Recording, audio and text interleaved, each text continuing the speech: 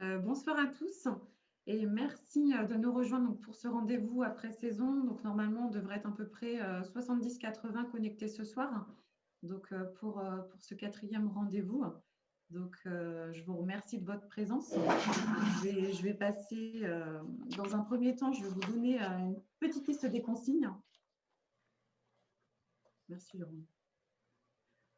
Durant l'intervention, l'intervention va se dérouler en deux temps. Euh, Hop, j'ai juste Léo. Alors Léo, si tu n'as pas de son, essaie de voir si ce n'est pas ton ordinateur, hein. Si, au niveau de ton ordinateur, si tu n'as pas un petit bouton pour connecter le son, parce que normalement, ça fonctionne pour tout le monde, hein. Donc, consigne pendant la visioconférence. Donc, la visio va se dérouler en deux temps. Donc, dans un premier temps, on va avoir à peu près 30 minutes de présentation vraiment sur le bilan de la saison sur le territoire Vendée Grand Littoral. Et puis après, une visioconférence, vous savez, Jérôme Forger. Donc, faites bien attention. Donc, les consignes, hein. Donc, on va vous demander pendant l'intervention de couper vos micros et vos caméras. Donc, vous n'êtes pas obligés tous de couper vos caméras, mais dans la majorité, si vous pouvez le faire, c'est bien pour nous quand même d'avoir un petit peu de caméra ouverte. Ça nous permet d'avoir un petit peu de visuel et de ne pas se sentir seul pendant nos interventions. Parce que c'est vrai que sinon, on voit notre présentation, on ne vous voit pas forcément vous. Donc, c'est un peu particulier. Si vous souhaitez échanger, je vois que ça fonctionne déjà pas mal. Là, vous avez soit le bouton converser. Après, vous avez la possibilité de converser avec nous, donc de poser vos questions-réponses. Et puis également, pour vous, pour un confort visuel, option d'affichage en haut à droite, hein. N'hésitez pas à aller mettre affichage intervenant de manière à ne pas avoir tous les acteurs présents, hein. Le fil de conversation, donc voilà, Jérôme vient de mettre un petit message. Donc, n'hésitez pas à échanger avec nous. Je vous remercie tous. C'est vrai qu'on est sur un format particulier cette année, donc une soirée un peu inédite, hein. On n'a pas l'habitude de se voir sur ce format-là, mais c'est vrai que le contexte sanitaire fait qu'aujourd'hui, on a souhaité également, donc avec les élus, maintenir ce rendez-vous de manière à ce qu'on puisse tous échanger comme on le fait habituellement et montrer notre présence à vos côtés. Donc, je vais passer la parole à Maxence de Rugy, donc président de la communauté de communes. Merci beaucoup Magali. Bonsoir à tout le monde. Je suis très heureux qu'on ait pu privilégier un moment de rencontre, d'écoute et de maintenir cette quatrième édition du rendez-vous d'après-saison. On est très nombreux ce soir, on est près de 70, plus de 70. Et ce qui est intéressant, c'est qu'on a aussi des personnes, on a tout le panel touristique du territoire, on a les meublés, les chambres d'hôtes, les sites touristiques, culturels, les campings, tout le monde est représenté, des commerçants, les élus sont là aussi de manière assez nombreuse, donc ça nous permet d'avoir un panel intéressant pour faire le point sur la saison qui vient de se passer et se projeter aussi sur la saison à venir avec un contexte inédit. On y reviendra évidemment, ce qui n'a pas empêché d'avoir quand même une saison. C'était la crainte, souvenez-vous, après le premier confinement, c'est est-ce qu'il y aura saison. Bon, on a la confirmation qu'il y a bien eu une saison qui a permis à notre territoire Vendée Grand Littoral, malgré tout, de tirer son épingle du jeu, même si je n'obère pas toutes les difficultés que ça a engendré. Je pense aux nombreux protocoles qui ont été nécessaires à mettre en œuvre de manière rapide et toutes les difficultés aujourd'hui qu'on connaît avec ce deuxième confinement. Je voudrais saluer ce soir la présence de Jérôme Forget, hein, qui est à nos côtés, guest et stratégie. Donc, c'est un garçon qui est talentueux, un entrepreneur qui connaît parfaitement le tourisme et qui a le sourire qui est péchu. Et voilà, ce soir aussi, c'est des retrouvailles un peu virtuelles, mais c'est des vraies retrouvailles quand même. Et grâce à son talent et puis à l'exposé qu'il va nous faire, j'espère que ça va nous redonner le sourire. Parce qu'il y a une saison aussi à préparer. Il faut qu'on regarde l'avenir. Il a un défaut, Jérôme. Il a un gros défaut, mais on ne lui en voudra pas. C'est que sa famille est partagée entre les Sables d'Olonne et la Tranche-sur-Mer. Voilà. Ce qui dit aussi quelque chose de notre territoire. Notre territoire, il a des atouts incommensurables, on le sait. Vous en êtes les premiers acteurs dans tous les domaines. Et on a une destination peut-être encore pas assez connue. Est-ce qu'on est une destination? On le sait, les chiffres parlent d'eux-mêmes, on fera le bilan. Mais on a fait une excellente saison en termes de fréquentation. On a eu beaucoup de monde sur le territoire. Évidemment, le bilan est contrasté suivant les secteurs d'activité. Néanmoins, on peut retenir une fréquentation en hausse, un panier moyen en hausse.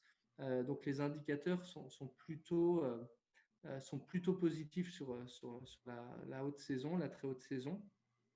Mais on a toujours ce défi collectif d'asseoir une destination, d'asseoir une notoriété. Je voudrais retenir aussi quelques indicateurs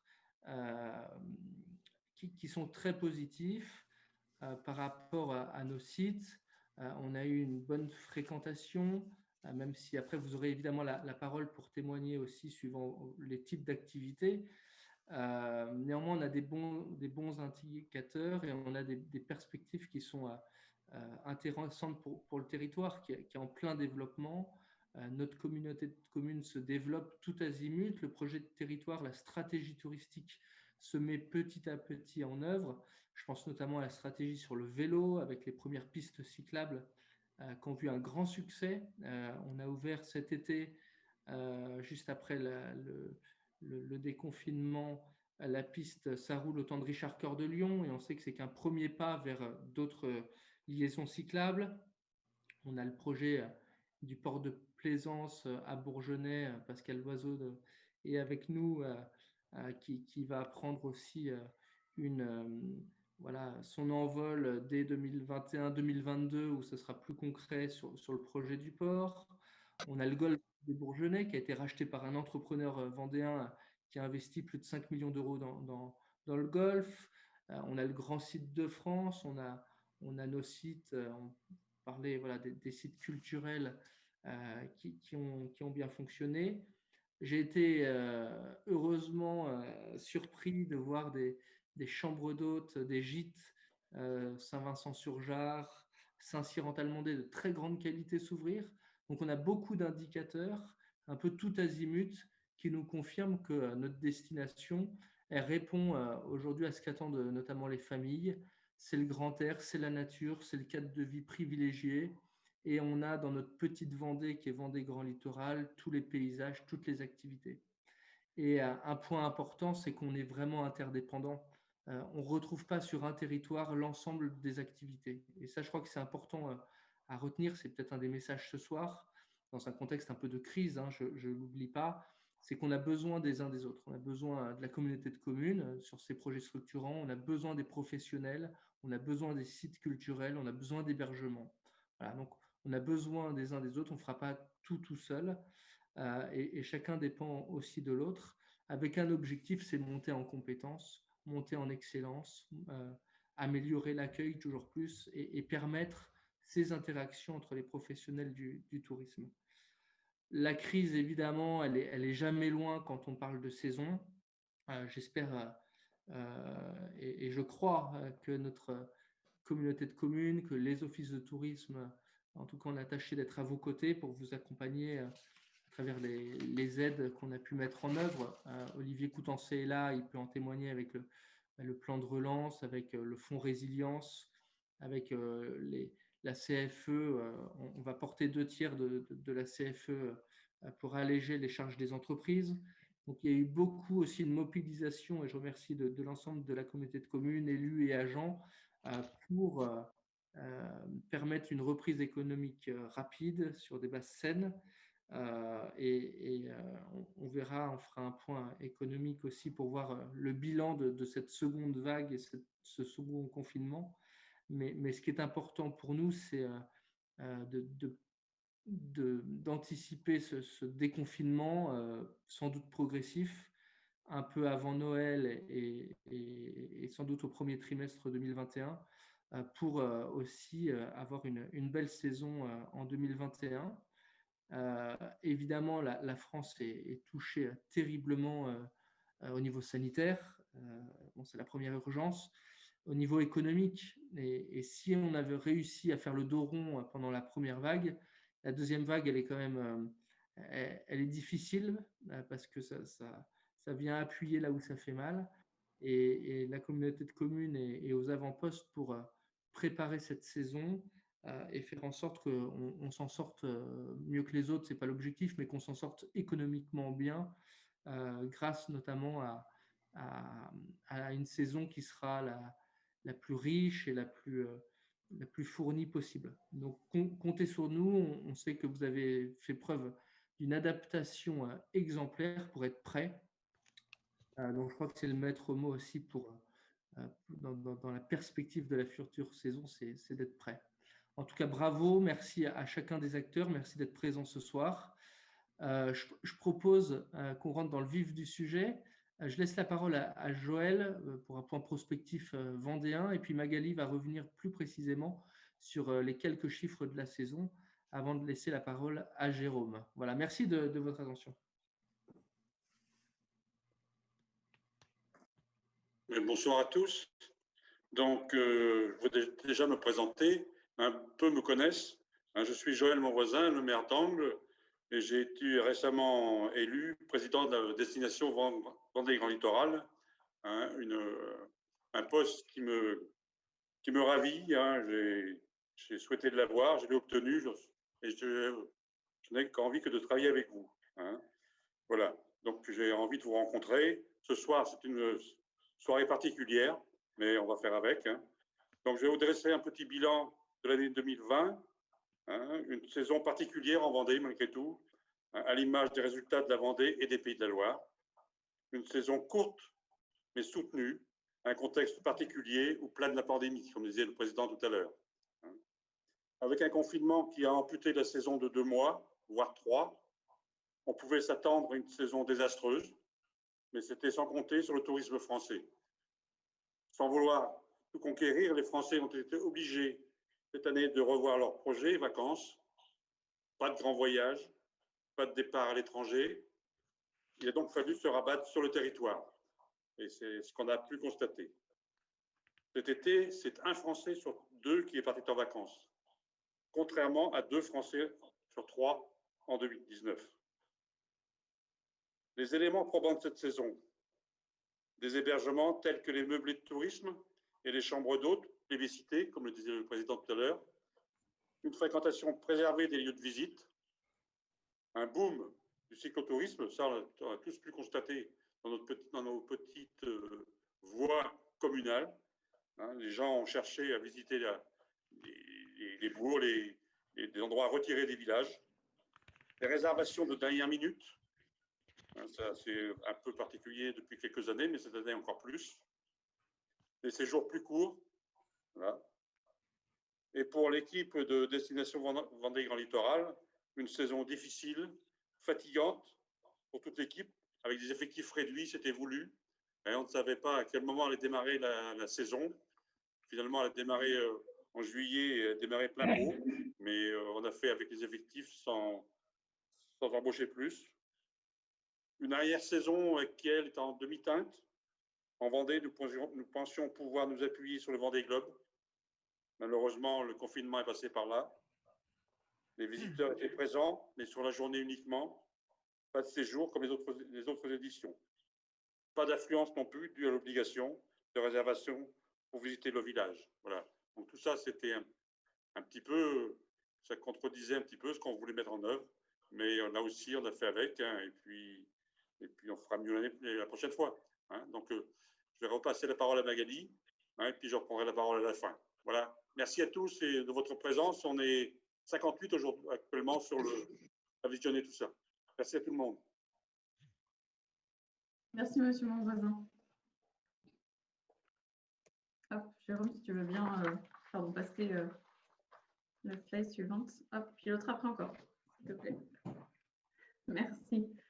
Donc, je vais vous faire un point rapide sur le bilan de saison sur la destination. Petit rappel au niveau de la destination, donc Vendée Grand Littoral aujourd'hui, donc ce sont 20 communes, c'est 30 km de côte, 290 km de pistes cyclables.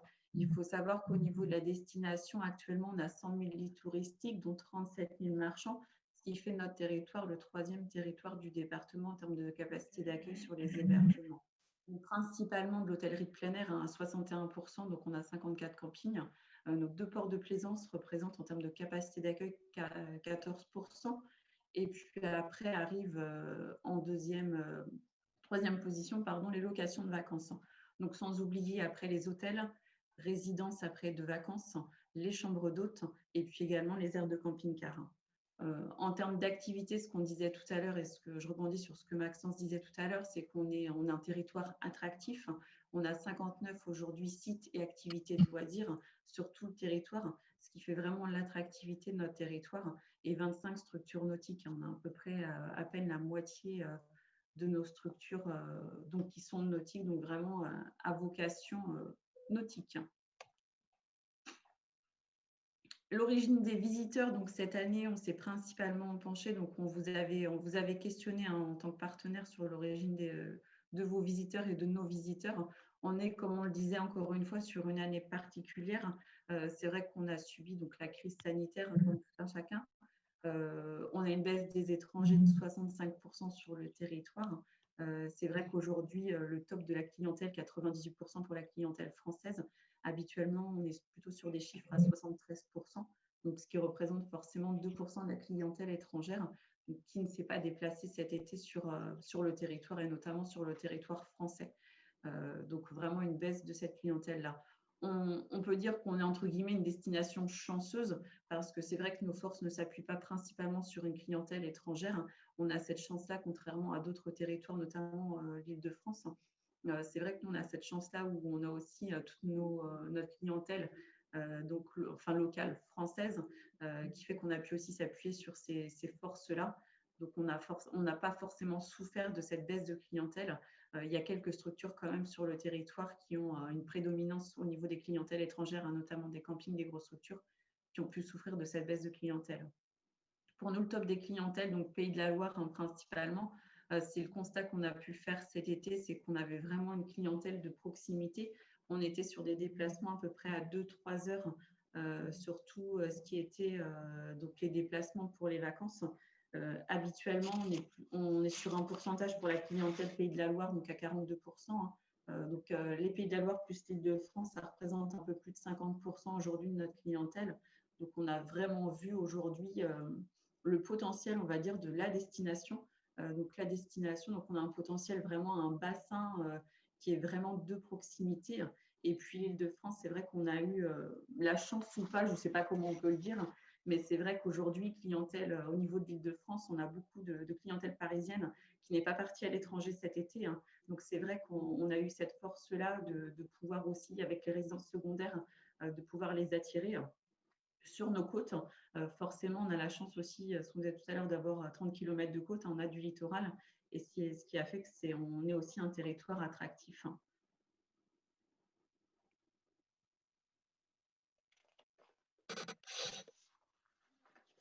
Si je fais un focus sur les hébergements, donc au niveau des hébergements, on vous a interrogé donc, en tant que partenaire donc en octobre pour connaître votre fréquentation en fait sur la saison. Donc c'est vrai que vous nous avez répondu, on vous en remercie. On a eu à peu près 171 sur 171 hébergements interrogés, à peu près 50% de répondants, donc 47. C'est vrai que contrairement, si je prends l'hôtellerie plein air, on a une saison mitigée. C'est vrai que si vous regardez donc hausse ou stable, on a 37 plus 31, on est à peu près à 68% de satisfaction, de fréquentation qui est en hausse ou stable. C'est vrai qu'on a cette chance-là, encore une fois, d'avoir un territoire en littoral qui a attiré évidemment la clientèle. Ce n'est pas le cas sur le département de la Vendée ou même des Pays de la Loire quand on fait le constat de la saison. Ce n'est pas le cas partout et sur tous les territoires, notamment au niveau des campings. C'est vrai que la clientèle a fui, on va dire, tout ce qui était concentration de population pour vraiment se réorienter sur des hébergements plus autonomes. Donc, c'est vrai que tout ce qui était partage de sanitaire, l'affluence aussi dans certains hébergements, ça a été un peu fui. Donc, on a eu un boom des locations de vacances, des meublés de tourisme, chambres d'hôtes également. Après, c'est vrai que pour les hôtels du territoire, on est sur une fréquentation stable. C'est vrai qu'on a aussi très peu d'hôtels sur le territoire. Donc, on est sur une fréquentation qui n'a pas forcément, qui n'a pas évolué ni à la hausse ni à la baisse. Donc, on est resté stable sur notre fréquentation. Pour les sites et activités de loisirs, cette année, on a fait le choix de distinguer donc nos activités. On a 56 structures, tout à l'heure, on vous le disait, donc 59, pardon, et 56 structures interrogées. On a eu 50% de répondants. On a fait le choix vraiment de partager les sites touristiques, activités de loisirs, des structures nautiques. Je suis perturbée par le fil de conversation, pardon, qui s'affiche. Site touristique, c'est vrai qu'on est vraiment… Oui, Maxence, si vous voulez intervenir, parce qu'il y a des petites questions, mais remettez le son. Hop. Oui, excusez-moi, il y a beaucoup de questions sur la CFE hein, qui C'est sont… ça. Voilà, donc la CFE, c'est un sujet. Je vous propose qu'on revienne sur la CFE, qui est une vraie question. Olivier Coutancet a donné des éléments. On y reviendra après. On vous laisse terminer, Magali, mais on reprendra Oui. la CFE. Il y a 150 entreprises sur le territoire. On a la liste en communauté de communes qui nous a été communiquée par l'État. Donc, on pourra y revenir. Donc, sans communiquer la liste, on pourra en tout cas faire une information particulière à chaque professionnel pour savoir s'ils sont concernés par les critères de l'État, je le rappelle. Mais en tout cas, la communauté de communes s'est positionnée sur un dégrèvement d'un tiers et l'État d'un tiers, ce qui fait 2 tiers de dégrèvement. Donc, je vous laisse la parole, Magali, mais on y reviendra. Merci. Donc, je vous disais, oui, on a fait le choix cette année de séparer vraiment tout ce qui est sites, activités de loisirs, notamment les structures nautiques, pour la simple et bonne raison qu'on a eu une saison vraiment à 2 vitesses sur ce volet-là. On a des structures nautiques, vous le voyez, avec une fréquentation satisfaction à plus de 60%. Pourquoi? Parce qu'on avait une clientèle qui recherchait principalement de l'activité de nature, de l'activité de plein air, vraiment ce besoin, entre guillemets, d'espace. C'est vrai qu'on sortait d'un confinement en début de saison, hein, puis même pendant la saison d'un confinement de 2 mois, et vraiment ce besoin de retrouver la nature, les espaces et de pouvoir profiter des activités. Ça s'est moins ressenti sur les sites touristiques, notamment les sites qui avaient une activité, on va dire, intérieure, pour la simple et bonne raison, forcément, en termes de fréquentation, qu'on avait des jauges limitées en termes de fréquentation. On était limité par les mesures sanitaires, limité également, mais ça comme toute structure, on va dire touristique, et puis tous les commerces, les administrations, limitées par un protocole. C'est vrai qu'il y a eu moins d'augmentation, enfin on était plutôt stable sur une fréquentation touristique.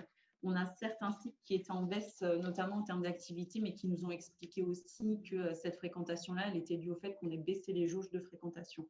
Donc, c'est vrai qu'on n'a pas forcément d'éléments de comparaison. On ne peut pas forcément comparer cette année, on va dire, exceptionnelle, de par son caractère, hein, par rapport à la saison, notamment sur une année 2019 qui était déjà bien, qui était bonne. C'est vrai que voilà, on a fait une bonne saison dans l'ensemble. Je parle pour juillet-août. Majoritairement, les acteurs étaient satisfaits. On ne rattrape pas non plus les mois pour certains, on ne rattrape pas ce qu'on a pu perdre en termes de fréquentation, de chiffre d'affaires sur les mois de fermeture, avril-mai. Et c'est vrai que juin, on a vécu des prémices, on va dire, de saison, mais on avait une clientèle qui ne se déplaçait pas forcément. Vraiment, juillet-août a été satisfaisant en termes de fréquentation. Dernier point, les producteurs. C'est vrai que les producteurs aujourd'hui, donc quand on les a interrogés donc en augmentation, en fréquentation, c'est vrai qu'ils ont été très sollicités, hein, notamment les commerces aussi, notamment pendant le confinement. On a énormément communiqué sur tout ce qui était mis en place, hein, les click and collect, les drives, les livraisons, tout ce qui pouvait être mis en place justement pour pouvoir, autant pour les habitants après, et puis ça s'est maintenu pour nos visiteurs. Mais c'est vrai que vraiment une augmentation de ces services-là.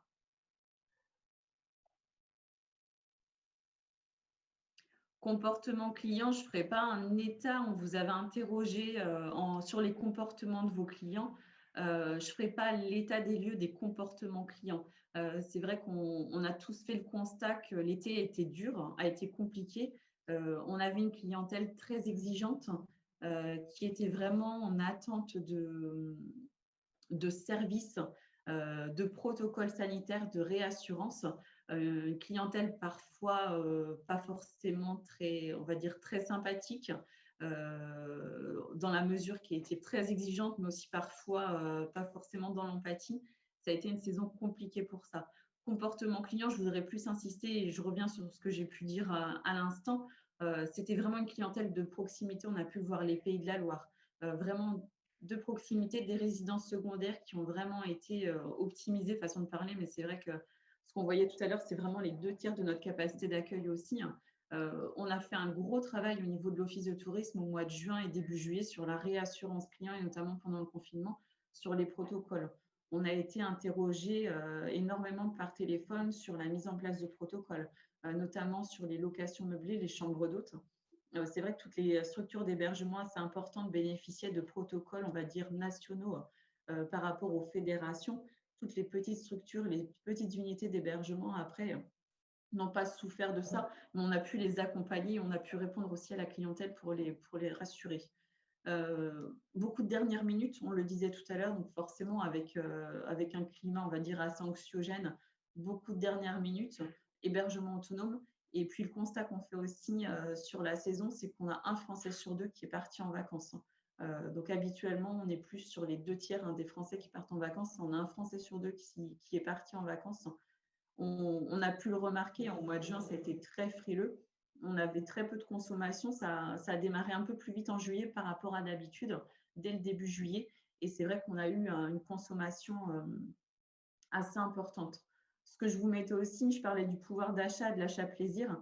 On a pu faire le constat aussi avec une clientèle parisienne un peu plus aisée qui cette année n'est pas partie à l'étranger, avec un budget un peu plus important, a fait le choix de consommer aussi sur nos activités. Sur les restaurants, on était plus sur de l'achat plaisir avec du panier moyen un peu plus fort que d'habitude. Et ça s'est ressenti sur la consommation sur le territoire. Et puis après, forcément, une demande en hausse sur l'espace, le plein air, la nature, tout ce qui était loisirs extérieurs.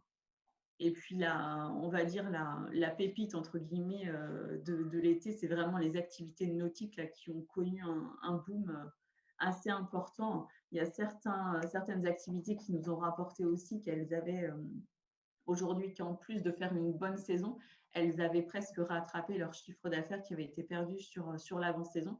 Ce n'est pas le cas de tout le monde, hein, mais ça a été le cas pour certains. Et c'est vrai qu'on a eu vraiment une année assez exceptionnelle sur le nautisme.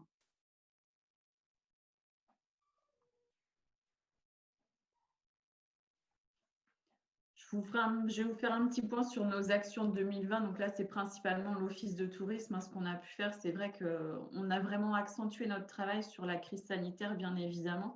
Ça a changé complètement notre façon de travailler cette année parce que c'est vrai que la crise est intervenue dès début mars. Habituellement, on est vraiment dans la saison, on distribue nos brochures, on est tous un peu la tête dans le guidon parce qu'on a les premiers touristes qui arrivent avec le mois d'avril. Et puis, on passe notre saison à faire la promotion des activités, les hébergements, les visiteurs sont là. Et c'est vrai que cette année, on a complètement changé notre façon de travailler parce que tout a été stoppé. Là, c'est pas comme actuellement, on a vraiment été stoppé au mois de mars. Toutes les activités ont été stoppées.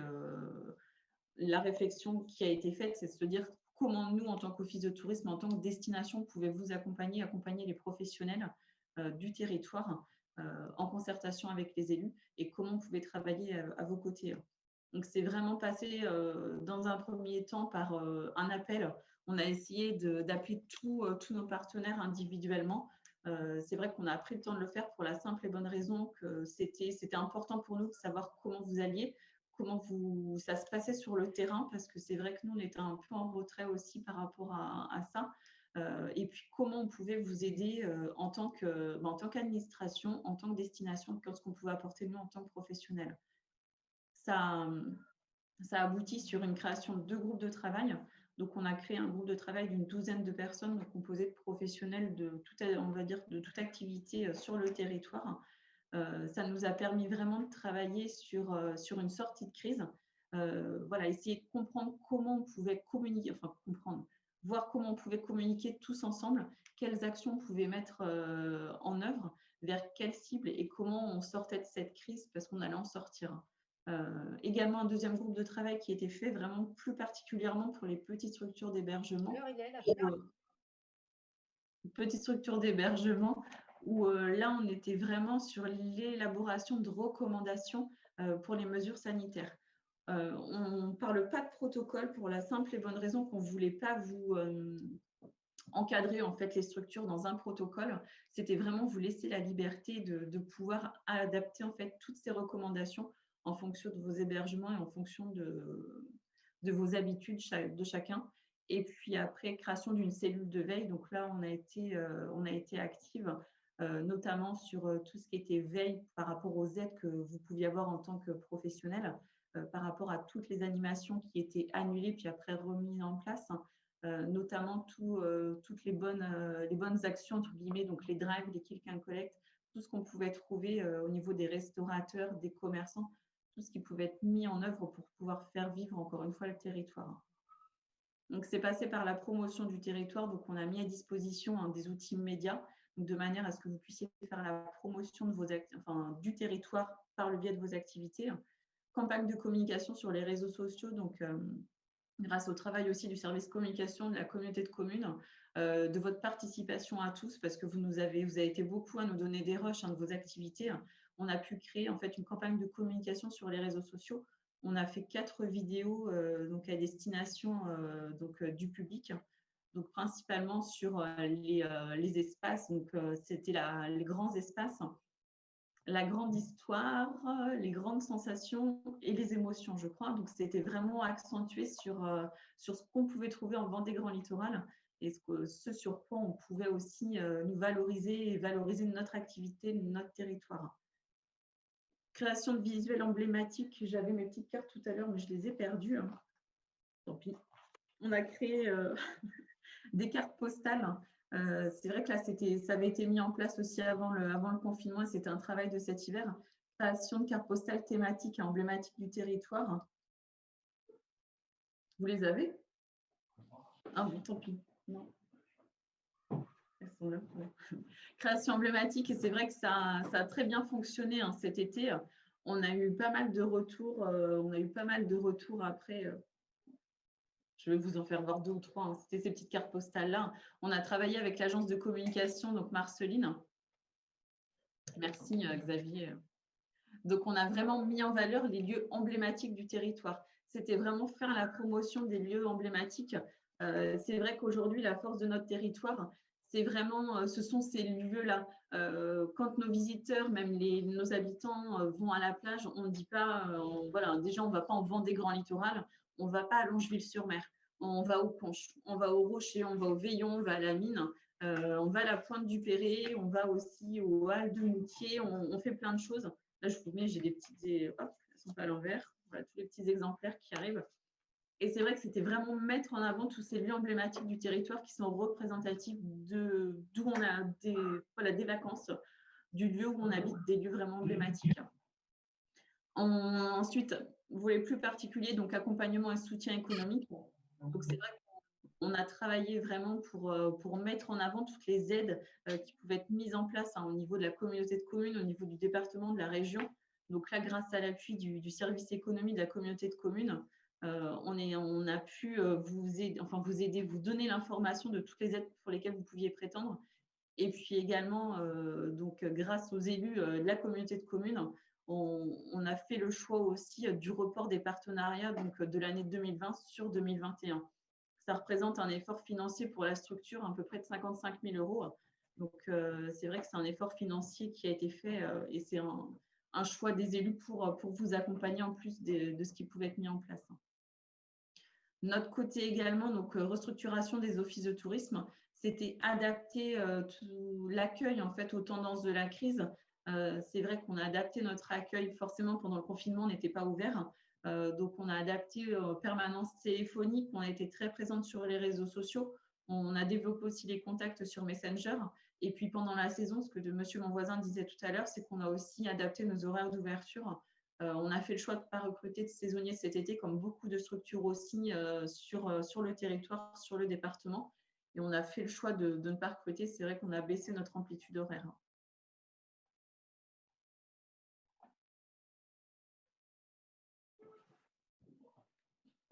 Je reviens juste sur les actions de promotion qui ont été mises en place cette année. Je vous disais tout à l'heure, campagne digitale qu'on a mis en place pendant le confinement. Donc là, grâce à l'aide des professionnels de vous, acteurs du tourisme, c'est vrai qu'on a fait cette campagne-là. Donc plus de 32 000 vues sur toute la campagne, donc relayée sur les réseaux sociaux, donc sur Facebook. Aujourd'hui, sur Facebook, la destination, on est à 9 000 fans. 2800 sur Instagram. Le site de destination, forcément, on a eu un boom de fréquentation comme toutes les autres destinations durant le confinement. 142 000 visiteurs. Notre site professionnel, et là, je vous encourage toujours à aller visiter notre site professionnel, à le consulter. Il regorge vraiment d'informations qui peuvent vous être utiles. Il y a des articles qui sont faits régulièrement. On vous informe également par le biais de newsletters. Ça vous permet vraiment de suivre l'actualité autant du territoire que ce qui peut se faire aussi dans votre domaine d'activité.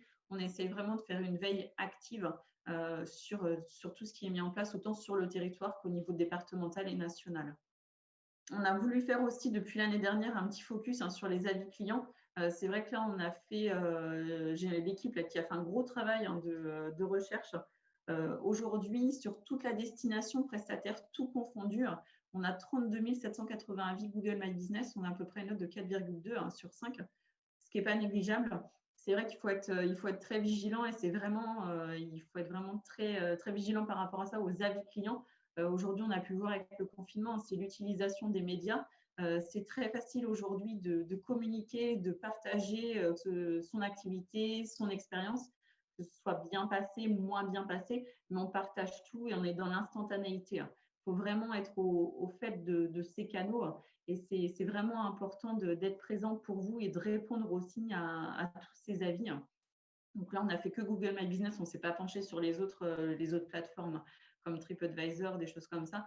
Mais c'est vraiment pour vous donner l'importance des avis qui peuvent être mis déjà sur la destination et après par structure. Campagne de promotion, donc cette année, c'était léger, on va dire, pour la destination. C'est vrai qu'on a fait le choix aussi on a fait le choix, puis on a été contraint de par la crise sanitaire. On a eu 3 accueils presse en partenariat, donc 2 accueils presse en partenariat avec Vendée Tourisme, 3 réalisés en 2020 sur septembre-octobre. Forcément, la saison des accueils presse se déroule de juin à septembre. Là, donc, principalement de la presse étrangère pour les 2 accueils. On a accueilli également donc, une équipe de TF1 début octobre qui a fait un reportage sur le Veillon. Donc, cette année, c'est une présence en globalité pour la destination sur 21 médias, donc relayée principalement grâce à Vendée Tourisme et puis également la région des Pays de la Loire. Donc, presse écrite, radio, tout ce qui était TV. Et puis, ça représente une contre-valeur publicitaire d'1 661 000 euros. C'est-à-dire que ce 1 661 000 euros, si on avait dû payer en fait des encarts publicitaires, c'est ce qu'on aurait dû en fait dépenser pour avoir de la visibilité sur ces supports-là. Dernière campagne, on va dire, de promotion, forcément le Vendée Globe. Le Vendée Globe, on a eu à peine 15 jours de présence sur les 3 semaines. On avait fait le choix d'être présent sur le pavillon tourisme avec 6 autres destinations et puis également de prendre un espace au niveau du workshop de manière à faire bénéficier et mettre en avant aussi les sites touristiques de la destination. Donc, sur le pavillon, donc ouverture sur 13 jours, on a eu 59 500 visiteurs en globalité. Et puis, sur la globalité du village, 200 000 visiteurs. Donc, on a touché à peu près un quart des visiteurs sur le pavillon. La contrainte, forcément, ce qu'on disait tout à l'heure au niveau du Vendée Globe, c'était la particularité de cette année due au contexte sanitaire, l'obligation de réservation. Il y avait un cheminement également sur toute la visite du Vendée Globe. Et nous, le pavillon tourisme a été déplacé donc plutôt en bout de course. Et c'est vrai qu'au bout de 2 heures, une fois que les visiteurs avaient fait les pontons, on ne faisait pas forcément le choix de passer par le pavillon. Le premier week-end, on a aussi eu de la dégustation. Ça s'est arrêté aussi au bout d'un week-end. Et c'est vrai que ça avait attiré pas mal de visiteurs. Et c'est vrai que voilà, c'est un petit peu, on va dire, amputé notre visibilité.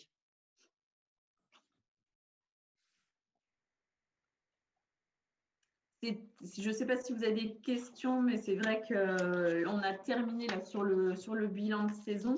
Je voulais simplement faire un petit point donc, sur notre prochaine réunion. On vous propose, donc c'est Aurélie qui animera la réunion, donc de valoriser votre activité sur les supports de l'Office de tourisme.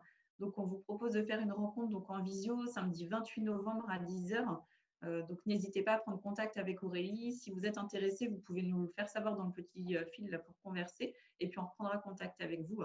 Mais n'hésitez pas après à participer à toutes les rencontres qu'on peut faire et pour échanger donc avec l'équipe et puis également pour qu'on puisse nous après répondre à vos interrogations et également voir avec vous comment on peut développer la notoriété de la destination.